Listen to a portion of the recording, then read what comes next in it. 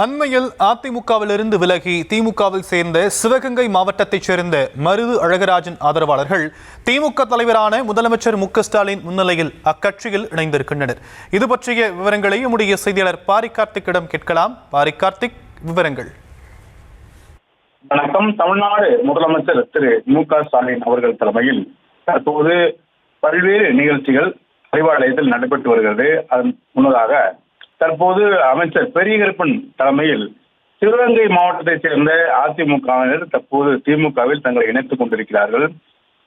அதிமுகவில் பணியை தொடங்கி OPS உடன் பலகாலம் இருந்த மருது அழகராஜ், முன்னாள் அதிமுகவுடைய நிர்வாகி மருது அழகராஜ் திமுகவில் தன்னை இணைத்துக் கொண்ட நிலையில் அவருடன் சேர்ந்து தற்போது நூற்றுக்கணக்கானோர் அவருடைய மாவட்டத்தைச் சேர்ந்த சிவகங்கை மாவட்டத்தைச் சேர்ந்த நூற்றுக்கணக்கான அதிமுகவுடைய முன்னாள் மாவட்ட பொறுப்பாளர்கள், அதே போல தொண்டர்கள் என நூற்றுக்கணக்கான பேர் தற்போது திமுகவில் தன்னை முதலமைச்சர் தலைமையில் இணைத்துக் கொண்டிருக்கிறார்கள்.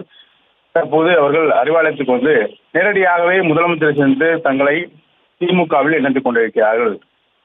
அதிமுக உட்பட பல்வேறு கட்சியை சேர்ந்தவர்கள் தற்போது பல இடங்களில் திமுகவில் நோக்கி தங்களை இணைத்துக் கொண்டிருக்கிறார்கள். அதிலும் குறிப்பாக OPS அணியில் பணியாற்றிய நிர்வாகிகள் மற்றும் தொண்டர்களும் திமுகவில் தொடர்ச்சியாக தன்னை இணைத்துக் கொண்டிருக்கிறார்கள். அதன் அடிப்படையில் தற்போது அமைச்சர் பெரியகருப்பன் அவர்கள் முன்னிலையில் முதலமைச்சர் அவர்களிடம் தற்போது சிவகங்கை மாவட்டத்தைச் சேர்ந்த மருது அழகராஜனுடைய ஆதரவாளர்கள் தன்னை திமுகவில் அறிவாலயத்தில் இணைத்துக் கொண்டிருக்கிறார்கள்.